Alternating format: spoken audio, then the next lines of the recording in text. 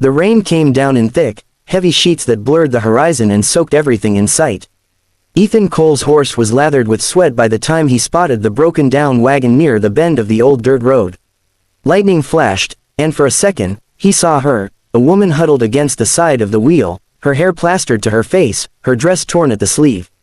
Without thinking, he jumped down and ran toward her, boots sinking into the mud.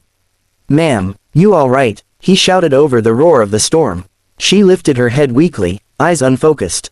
"Please, help me." Ethan didn't waste a second. He scooped her into his arms, she was light, frighteningly so, and carried her to his wagon. The storm howled around them as he drove through the rain, back toward his ranch. By the time they arrived, she had gone nearly limp, whispering fragments of words he couldn't make sense of. He carried her into the barn, the warmest place he had, and laid her gently on a cot near the stack of hay. The lantern flickered to life, casting a soft, golden light across her face. She looked fragile, her skin pale against the dark, wet fabric of her dress. Ethan grabbed a blanket, covering her shoulders before kneeling beside her. "You're safe now," he said softly, wringing out his hat. "You're gonna be all right." Her eyes opened just enough to meet his.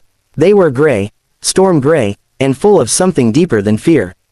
"They'll come," she whispered, her voice trembling. "They always come." Ethan frowned. "Who will?" "The men. The ones who—" She stopped, wincing as pain shot through her arm. Ethan noticed the blood seeping through her sleeve and carefully rolled it up. A nasty cut ran from her wrist to her elbow. "Hold still," he said, reaching for the bucket of warm water he'd just fetched. "This'll sting a bit." He cleaned the wound as gently as he could. She flinched at the touch, her breath hitching. "You don't have to." "I do," he interrupted quietly. "Can't let it get worse." For a while, there was only the sound of rain tapping against the roof and the faint hiss of the lantern. Ethan's movements were steady, practiced. Years of tending to injured cattle had taught him how to work with patience. But this, tending to a woman he didn't know, felt different. He couldn't look at her without feeling a weight in his chest he didn't quite understand. When he tied the bandage, his fingers brushed against her skin. She trembled, her lips parting just slightly. The silence between them grew heavier. He could hear her breathing, uneven, quick, and realized she was fighting to stay awake. "You need to rest," he said, voice low. She shook her head weakly. "No, if I sleep, they'll find me." "They won't," he promised. "Not while you're here." Her eyes fluttered, half closing. "Don't stop," she whispered. Ethan froze, his hand still resting lightly on her arm. Her voice was so soft it was almost swallowed by the rain. He didn't know if she meant the way he was touching her, the way he was speaking to her, or something else entirely. But he stayed still, heart pounding, unsure whether to pull away or stay close. The wind howled through the cracks in the barn, rattling the door. He finally whispered, "All right, I won't." She sighed, a small, peaceful sound, and drifted closer to sleep. Ethan sat beside her long into the night, keeping watch while the storm raged on outside. He didn't know her name, didn't know what danger she was running from. All he knew was that, for reasons he couldn't explain, he didn't want to stop, not talking, not watching over her, not feeling that strange connection between them that neither of them had asked for but both somehow needed. The first light of dawn crept through the cracks in the old barn, spilling across the wooden floor in thin, golden lines. The storm had passed, leaving behind the scent of wet earth and the quiet dripping of rainwater from the roof. Ethan sat slumped in a chair beside the cot, his hat tilted low, his hand still loosely holding hers. He had stayed there all night, not daring to leave her side.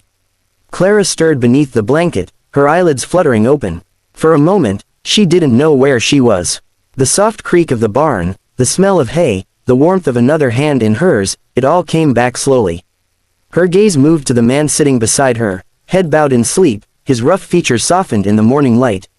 He looked different now, less like the stern rancher who'd pulled her from the storm and more like a man who'd been guarding something fragile all night.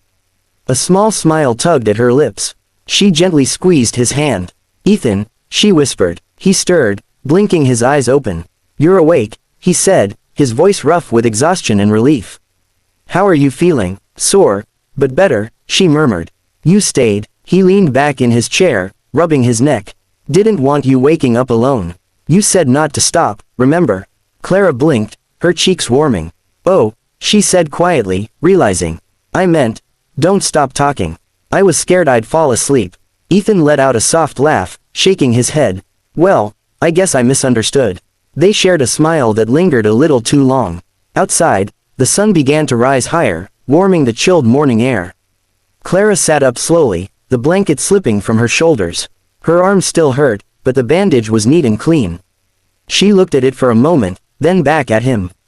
You took good care of me, she said. Couldn't just leave you out there, he replied simply. That storm would have finished what those men started. Her expression darkened at the mention of them. They'll look for me again, she whispered. They always do. Ethan's jaw tightened. Not here, not while I'm around. She met his eyes, steady, unflinching. You'd risk that, for someone you don't even know. He stood, adjusting his hat, his voice quiet but sure. You showed up on my land in the middle of a storm. I figure that makes you my responsibility, at least for a while. Something in the way he said it, steady, without hesitation, made her heart tighten. She looked down, brushing a strand of hair from her face. You don't know what kind of trouble I bring, she said softly. He gave a faint smile. Doesn't matter, trouble finds me either way. They spent the rest of the morning in silence, sharing a few words here and there as the ranch slowly came alive, the horses stirring, the wind drying the wet fields.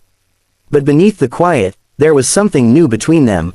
Something unspoken, fragile, and real. By midday, Clara stood at the barn door, her bag slung over her shoulder. She looked healthier, but her eyes held a sadness that didn't belong to the morning. Ethan stood a few steps behind her, silent. I should go, she said, her voice almost breaking. If I stay, they'll find me, and you'll get hurt. He wanted to tell her to stay anyway. To say that the thought of her leaving felt wrong. But all that came out was, you'll be safe. She turned, offering a small, tired smile. I don't know, but I'll remember this. You. She took a step outside, then stopped and looked back. That night, when I said, don't stop, you didn't misunderstand, she whispered. Maybe I didn't want you to stop because for the first time, I didn't feel alone. The wind carried her words into the quiet. Ethan didn't move, didn't answer. He just watched as she walked down the muddy road, the sun glinting off her hair until she vanished over the hill. He stood there, for a long time, the silence pressing around him. And though he didn't know where she'd gone, he knew one thing for certain, her voice, soft and trembling, would stay with him forever. Don't stop. And he didn't. Not waiting, not hoping, not remembering her.